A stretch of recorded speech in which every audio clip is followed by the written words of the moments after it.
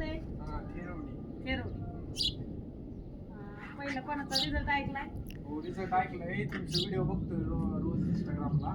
मी कर्नाटकला नेहमीच करतो आणि तिकडे तुमचा व्हिडिओ येतोय. डेली तुमचे अपडेट बघतोय की कांदा किती पोहोचला, किती साईज झाली. म्हणून म्हणलं आता आपला घरचा 1 एकर कांदा, 1 एकर 5 गुंठ कांदा क्षेत्र आहे.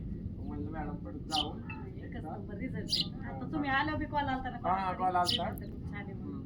एकच नंबर रिझल्ट बी जास्त दिवस नाही, 11 दिवसाचा रिझल्ट. आता ह्याची फवारणी करून घ्यायची आणि हे पाण्यातनं सोडायचं. सोडताना कसं कॉक सिस्टम वगैरे केलेलं आहे का? नाही, आपलं वाफे. एका एकरातले सगळे वाफे मधात सांगायचे. जेवढे वाफे येतं तेवढे लिटर पाणी घ्यायचं. 3 लिटर कमी घ्यायचं का तर त्यात 3 लिटर औषधी.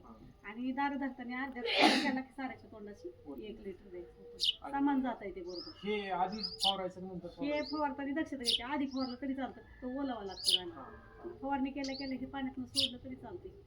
त्याने काय होतं, तुमच्या पेरलेल्या कांद्यातली जी लहान मोठी साईज आहे ना, त्याच्या मानाने ते चांगले करण्यासाठी हे बी आपटेकच आहे. हे बी आपटेकच आहे, पण ह्याचं काम जास्त आहे. गोल बनवायचं, साईज वगैरे जास्त बनवत आहे. हे तुमचं मानेची त्याची साईज बनवते. आलो तुमच्या विश्वास ठेवून 100%. आता बघू आता रिझल्ट कसा येतोय. 100% रिझल्ट आहे, त्याच्यामुळे टेन्शन नाही. रिझल्ट आल्यानंतर हो, चालेल. व्हिडिओ काढू.